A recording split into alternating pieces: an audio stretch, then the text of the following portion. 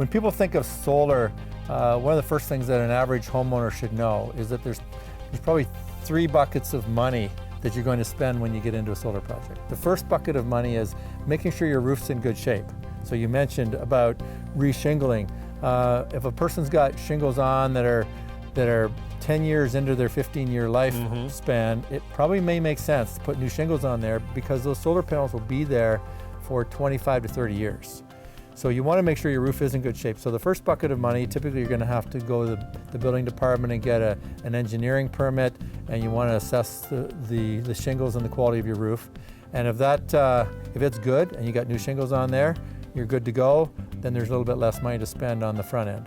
The second bucket of money would typically be what's it going to cost to buy the solar panels, the inverters, get the electrical wiring done, the electrician, all the racking systems that will actually fasten to the roof, and paying for all that. That's your second bucket of money.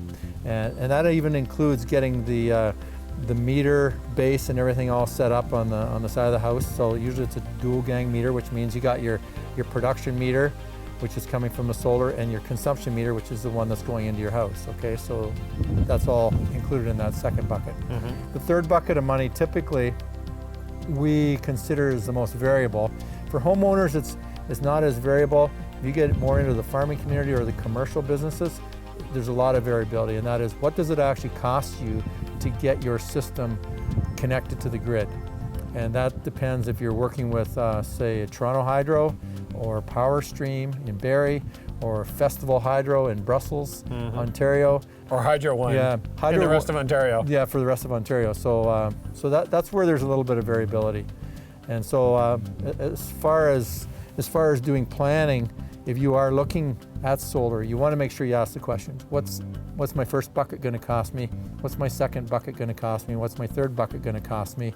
Just so you can get the full picture and not just be sort of deceived into thinking there's only one bucket of money, and that's the cost of solar.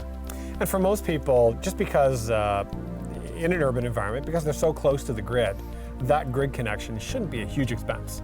Or it can be in a rural environment if you need to put in a new pole, a new transformer, blah, blah, blah. Yes. But for most people in an urban environment, it should be a fairly minimal expense. That's accurate. Yeah. And we have seen as low as $75 to get connected, and we've seen as high as $5,000. And it seems to be very much on the utilities, how much they want to charge for this service. Yes, exactly. So there's some variability in terms of what utilities charge.